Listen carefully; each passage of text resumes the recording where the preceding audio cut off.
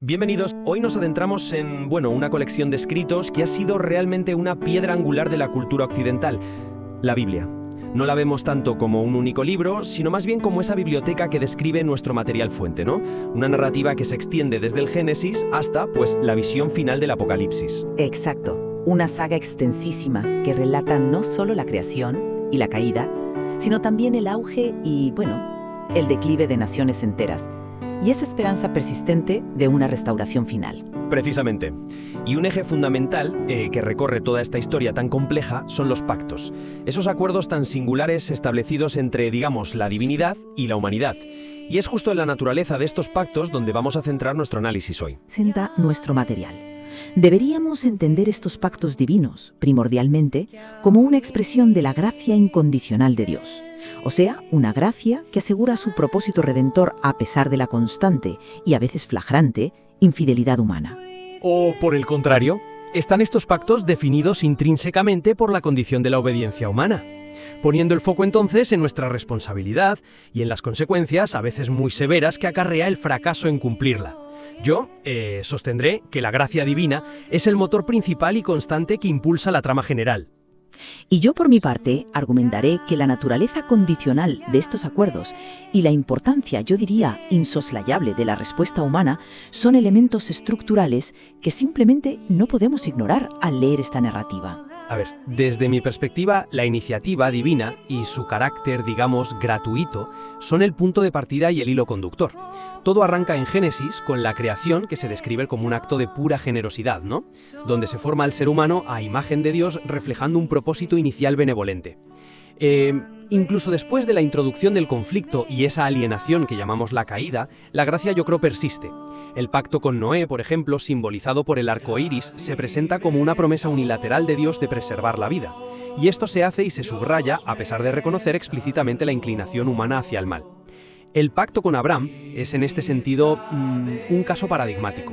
Pensemos en Génesis 15, esa escena tan potente donde Dios sella el pacto pasando solo entre los animales divididos. Es un acto simbólico tremendo, donde Dios parece asumir toda la carga del cumplimiento, incluso ante las dudas y los errores evidentes de Abraham, como su decisión respecto a Agar y Ismael, por ejemplo.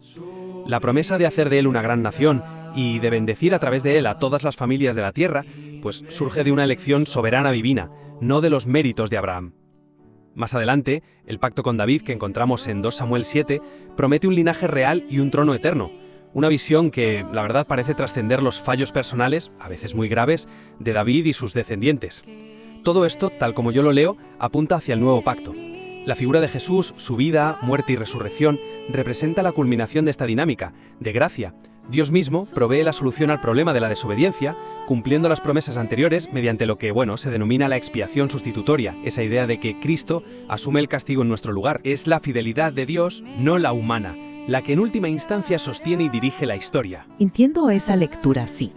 Pero yo me aproximo a estos mismos textos resaltando un patrón un poco diferente.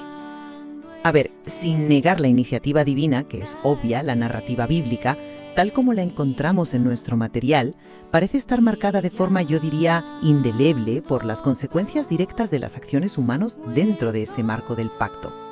La historia arranca casi de inmediato con la desobediencia en el Edén. ¿Y cuál es la consecuencia directa? Pues lo que se ha llamado la maldición tripartita sobre la serpiente, la mujer y el hombre, afectando sus relaciones y su entorno, y claro, la expulsión del jardín. No son, desde luego, consecuencias triviales.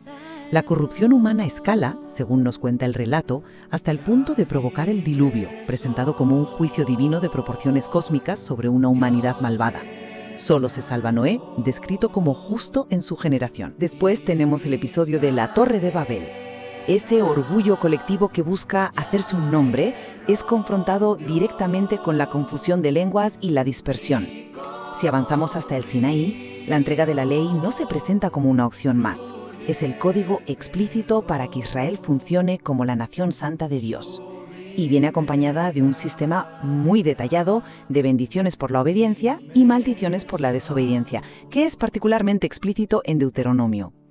La época de los jueces, tan turbulenta, caracterizada por esa frase recurrente de «cada uno hacía lo que bien le parecía», se muestra como un periodo de caos y sufrimiento directamente relacionado con el olvido de los mandatos divinos. Luego, el fracaso de la monarquía, desde Saúl hasta la deriva idolátrica de Salomón, que fracturó el reino, junto a las incesantes advertencias de los profetas sobre el juicio inminente por la injusticia social y la idolatría, pues refuerzan este patrón. Y finalmente, el exilio a Babilonia, con la traumática destrucción del Templo de Jerusalén, se narra como la culminación lógica, y además anunciada, de la ruptura persistente del pacto por parte del pueblo y sus líderes.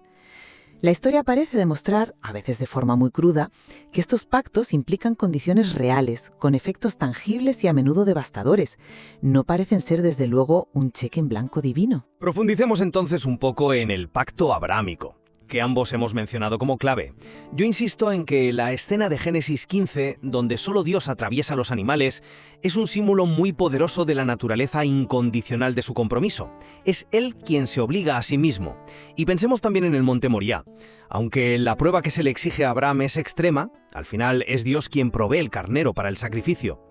Yo interpreto esto como un símbolo de que la provisión última para que la promesa se cumpla recae en Dios, no en la capacidad o la fidelidad perfecta de Abraham. Comprendo la fuerza de esa interpretación de Génesis 15, sí. Sin embargo, ¿no podríamos ver la narrativa completa de Abraham de una forma un poco más matizada?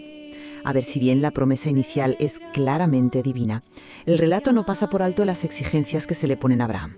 Se le pide una fe activa, que se manifiesta en actos concretos como la circuncisión, establecida como señal del pacto, o su disposición a obedecer, en el episodio de Moriah, presentado como un acto cumbre de fe.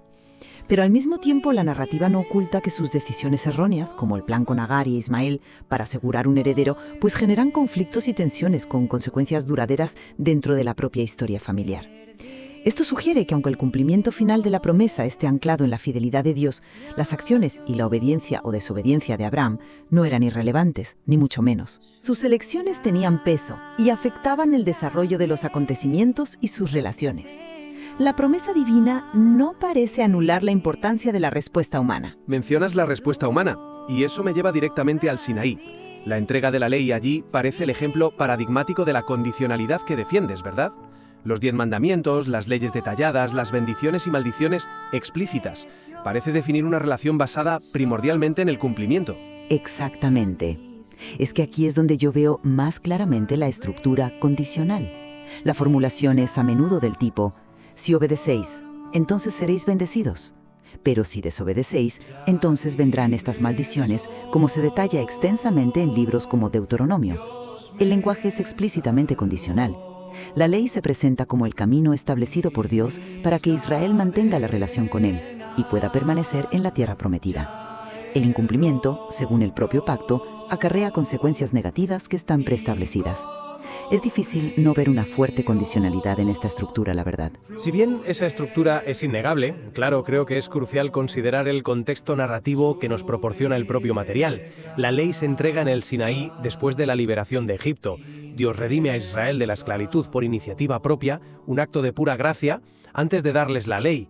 Por lo tanto, se podría argumentar que la ley no funciona como un medio para ganarse el favor divino, sino como una guía para vivir como el pueblo que ya ha sido redimido por gracia. Además, si observamos la experiencia de los 40 años en el desierto que sigue al Sinaí, a pesar de las constantes rebeliones, las murmuraciones, actos de idolatría flagrante como el del becerro de oro, el relato describe que Dios no abandona a su pueblo. Su presencia, simbolizada por la columna de nube y fuego, continúa con ellos, los guía, los sustenta milagrosamente. Para mí, esto habla más de una paciencia y una gracia persistente que de una condicionalidad estricta donde cada fallo provoca un abandono inmediato. La relación parece más resiliente, digamos. El texto es muy claro al afirmar que toda una generación, la que salió de Egipto, murió en el desierto precisamente por su incredulidad y sus actos de rebelión. No entraron en la tierra prometida, o sea que la gracia y la paciencia no eliminaron la responsabilidad individual y colectiva, ni el juicio por acciones concretas. Y esto nos conecta directamente con la época posterior, la de la monarquía y el eventual exilio. y es precisamente ahí, en la promesa hecha a David, donde yo vuelvo a ver la primacía de la fidelidad divina a largo plazo. El pacto davídico, esa promesa de un trono y un linaje eterno que está en 2 Samuel 7, se mantiene como un faro de esperanza a pesar de los fracasos, estrepitosos de la mayoría de los reyes posteriores. Pensemos en la idolatría de Salomón, que llevó a la división del reino, o en la maldad de muchos de sus sucesores. Yo interpreto esta promesa incondicional a David no tanto como una garantía para cada rey individual, sino más bien como una señal divina que apunta más allá de ellos hacia una figura mesiánica futura que desde una perspectiva cristiana se identifica con Jesús, quien cumpliría definitivamente esa promesa de un reino eterno. Refleja para mí la determinación de Dios de llevar a cabo su plan redentor incluso a través de la historia turbulenta y a menudo infiel de Israel. Ese es un argumento teológico potente sobre la perspectiva a largo plazo, sí. Sin embargo, podemos ignorar el peso que la propia narrativa da al impacto histórico inmediato y devastador de la infidelidad de esos reyes. La división del reino hacia el 931 a.C. no fue un evento menor, marcó una fractura política y religiosa duradera. La caída del reino del norte, Israel, a manos de los asirios en el 722 a.C., supuso la deportación y práctica desaparición de 10 tribus. Y la catástrofe culminante, la destrucción de Jerusalén y del templo por los babilonios en el 586 a.C., seguida por el exilio de la élite a Babilonia. Estos no son meros contratiempos, son traumas nacionales descritos con gran crudeza en los textos históricos y proféticos. Y los profetas, pensemos en Isaías, Jeremías, Ezequiel, insisten una y otra vez en que estas tragedias ocurren como consecuencia directa y anunciala de la violación sistemática del pacto por parte del pueblo y sus líderes. La idolatría persistente, la injusticia social, el abandono de la ley. Yo argumentaría que estas experiencias históricas, tan centrales en el relato bíblico, demuestran de forma contundente la seriedad de las condiciones del pacto y las terribles consecuencias reales de su ruptura. La promesa a David, aunque se mantuviera en el horizonte, no parece haber funcionado como un escudo contra el juicio histórico por la desobediencia generalizada. Y así llegamos al nuevo pacto, donde yo veo la resolución de esta tensión en favor de la gracia. Desde esta perspectiva, Jesús es quien cumple todas las demandas de la ley que la humanidad demostró ser incapaz de cumplir. Su sacrificio en la cruz, entendido como expiación sustitutoria, sella el perdón de los pecados y establece una nueva forma de relación con Dios, basada fundamentalmente en la fe en Él y en su obra. Figuras clave del Nuevo Testamento, como el apóstol Pablo, en sus cartas a Romanos y Gálatas, argumentan con mucha fuerza que la justificación, ser declarado justo ante Dios, ya no se obtiene por las obras de la ley mosaica, sino por la fe en la gracia manifestada en Cristo. Para mí, esta es la máxima expresión de la gracia divina que no anula la historia anterior, sino que la culmina y la supera, ofreciendo una solución definitiva a la incapacidad humana. Sí, reconozco plenamente que el nuevo pacto se presenta fundamentado en la gracia divina y en la obra redentora de Cristo. Eso es central, claro. Sin embargo, incluso dentro del Nuevo Testamento, la cuestión de la respuesta humana no desaparece. Los mismos escritos, incluyendo las epístolas de Pablo que mencionas, pero también otras cartas como Santiago, Hebreos o el libro del Apocalipsis, están llenos de exhortaciones a la santidad, a llevar una vida coherente con la fe profesada, a realizar buenas obras como fruto natural de esa fe. Contienen también advertencias muy serias contra la apostasía, el abandono de la fe o contra volver a un estilo de vida pecaminoso. Incluso se habla de un juicio futuro, a veces descrito en términos de recompensas según las obras realizadas como creyentes. Esto me sugiere que, si bien la entrada en esta nueva relación pactal es por gracia mediante la fe, la permanencia y el desarrollo de la vida dentro de esa relación siguen implicando una respuesta continua, una responsabilidad activa y una obediencia que demuestran la autenticidad de la fe inicial. No parece ser una gracia que anule por completo la necesidad de una respuesta fiel y perseverante por parte del creyente. La dinámica parece persistir, aunque sobre una nueva base. Bueno, para resumir mi posición, aunque la narrativa bíblica está innegablemente tejida con ese hilo oscuro del pecado humano y sus dolorosas consecuencias a lo largo de toda la historia, considero que el hilo dorado que prevalece, el que le da coherencia y dirección última, es la asombrosa y persistente fidelidad de Dios a sus promesas pactales, especialmente las hechas a Abraham y David. Es su iniciativa la que busca incansablemente restaurar la relación, una iniciativa que alcanza su punto culminante en la gracia radical ofrecida a través de Jesucristo en el Nuevo Pacto. Una gracia que, finalmente, supera nuestra crónica incapacidad para cumplir perfectamente nuestra parte. Y para concluir mi argumento, si bien reconozco la iniciativa divina como punto de partida fundamental, sostengo que la estructura narrativa de esta gran saga bíblica demuestra de forma reiterada y enfática que las decisiones y acciones humanas dentro del marco de los pactos tienen consecuencias profundas, reales y determinantes para el curso de la historia y la experiencia del pueblo. Desde la elección en el Edén hasta las advertencias sobre la perseverancia en el Nuevo Testamento, pasando por los ciclos de obediencia, bendición y desobediencia, juicio en Israel, la fidelidad y la obediencia humanas no se presentan como meros detalles opcionales, sino como elementos constitutivos y necesarios de la relación pactal descrita. La responsabilidad humana es una constante ineludible en todo el relato. Esta tensión entre la soberanía y la gracia divinas por un lado, y la responsabilidad y la necesidad de respuesta humana por otro, pues no es una cuestión simple, ¿verdad?, sino una característica intrínseca y profundamente compleja de la vasta narrativa bíblica que hemos examinado a partir de nuestro material fuente. Efectivamente. Quizá el desafío no sea tanto elegir una perspectiva y descartar la otra, sino comprender cómo estas dos dimensiones, la iniciativa incondicional de Dios y la respuesta condicional humana, interactúan de forma dinámica y a veces incluso paradójica a lo largo de toda la historia. Un análisis más profundo de las particularidades de cada pacto individual, el noético, el abrahámico, el mosaico, el davídico y el nuevo pacto, tal como se detallan en la fuente, seguramente podría arrojar aún más luz sobre esta interacción fundamental que define la relación entre Dios y la humanidad en estos escritos.